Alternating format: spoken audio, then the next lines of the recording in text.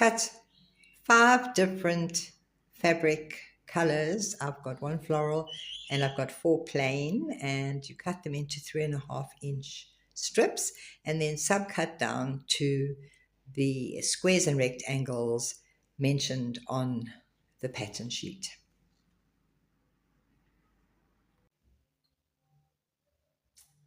Cut this quilt. We need 5 different colors for the main quilt. This is not for the appliqué.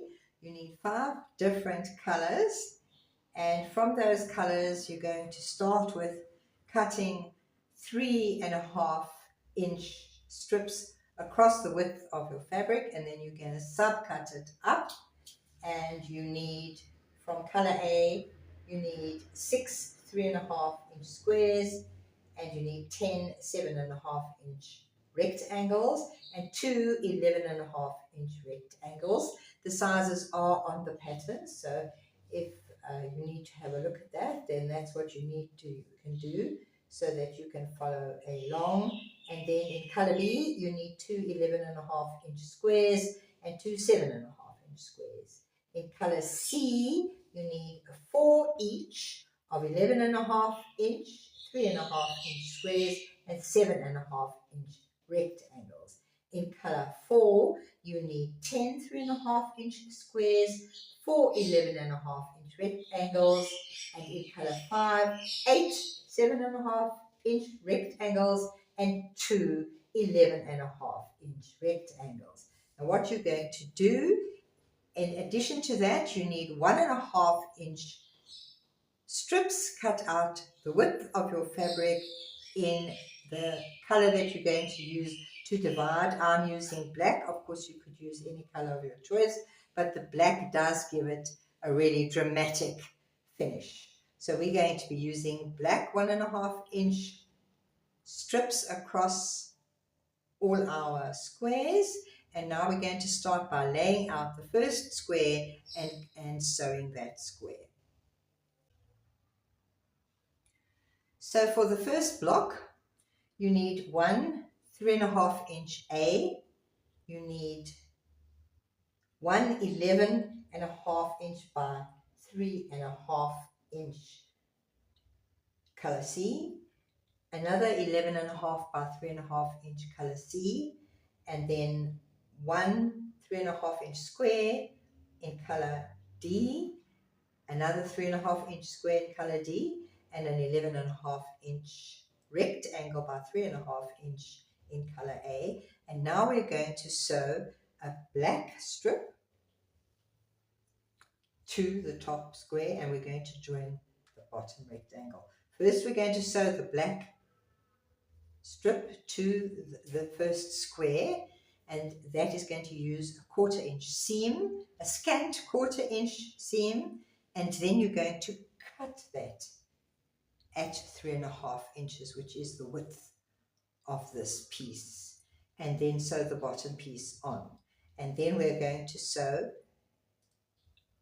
a black strip down the center by this exact length, which will be 3 and 1. So we've sewn the black strip to the first 3.5-inch square. Now you're going to fold it down. You can see it is still a strip. We haven't cut it yet. To cut it, lay it flat against the fabric and use a ruler and a rotary cutter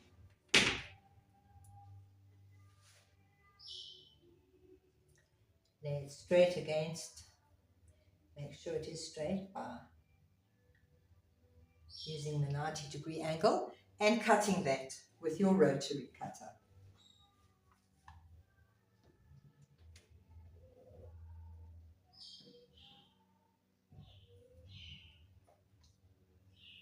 And then we're going to join it to the next square. So once you've sewn that, give it a good press and press your seam either to the top or the bottom. Just do it consistently throughout the entire quilt. Now we're going to add the sashing to the right hand side of this. Once you've sewn the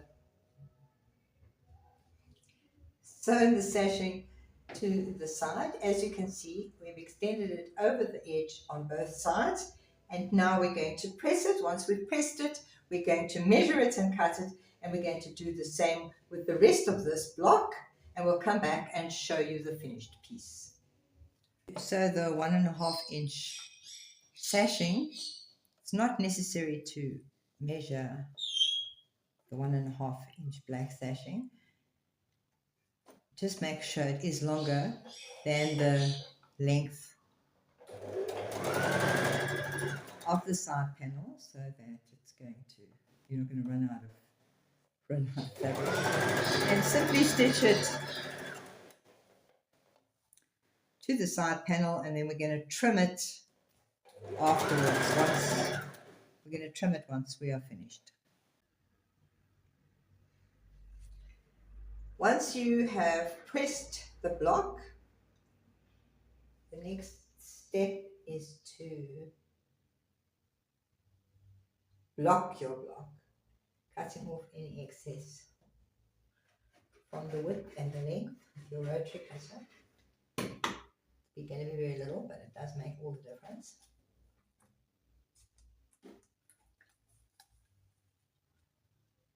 Now you might find,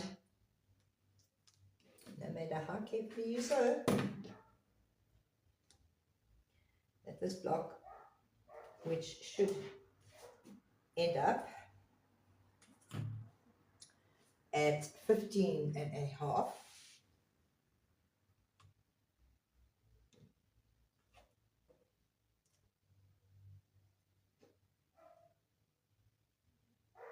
yeah, it's ending up at 15.25 and 11.5. I'll put 11.25. Okay, no matter how carefully you sew, you are going to often find that it is not a perfect 11.5 and 15.5. And the most important thing, the only important thing, is that you block all the rest of your blocks with that in mind. For instance, the next piece is going to be an 11.5 inch square that we've cut. So this square, what you're going to do is you're going to add your black sashing to the bottom and the top. You're going to square it off, block it, add your black sashing to the bottom. You're going to add this to that black sashing, and you're going to trim it before you add any black sashing to the bottom of that. So in other words, what we are doing, or alternatively, you could block this to match.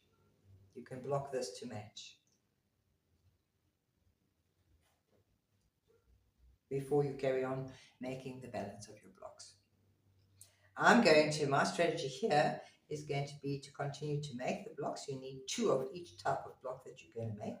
My strategy is going to be to continue making all the blocks. I'm going to come back and show you, and then we're going to put the sashing in between and join the blocks together.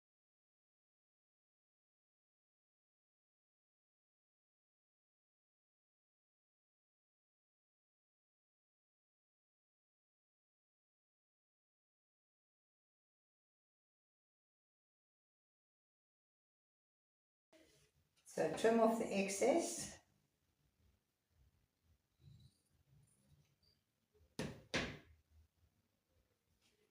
And press towards the main fabric, towards the main panel, away from the 1.5 inch strip.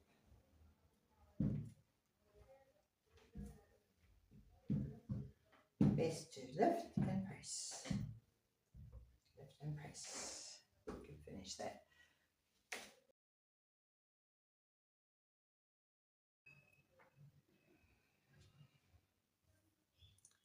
Okay, then we have the panels for the quilt and the way we've constructed it is we've done the top panel with the inner border. We've done the bottom panel with the inner border. We've got the center panel.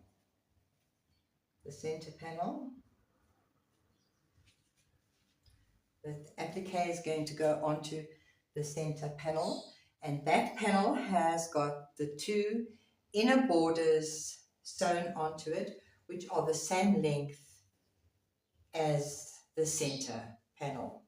So now what we're going to do is we're going to sew the top and the bottom panel, onto the middle panel. Now, no matter how carefully you sew, it's very possible that after you've stitched all these blocks together, that it may not end up exactly at 32.5 inches or 30 inches or whatever it is meant to be at the end of your sewing experience or journey. So what you want to do is, before you attach the central panel to the middle panel, you're going to measure it, and you're going to trim off any excess. That you do not try and match the panels or sew them together by stretching it. Make sure that they are exactly the same size before you start. Okay, sewn the top and the bottom panel on, and then you're going to press that seam.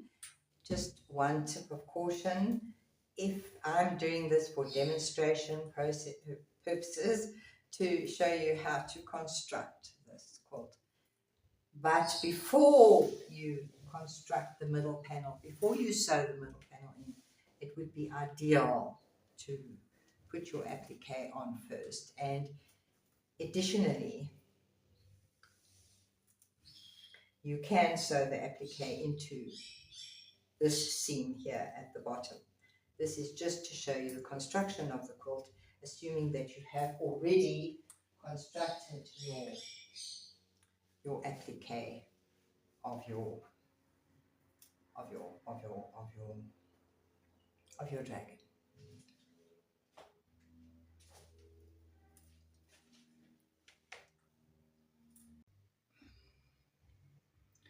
Once the central panel is constructed and you've sewn the top and the bottom onto the central panel, now going to attach the side panels, and then we're going to put the border on.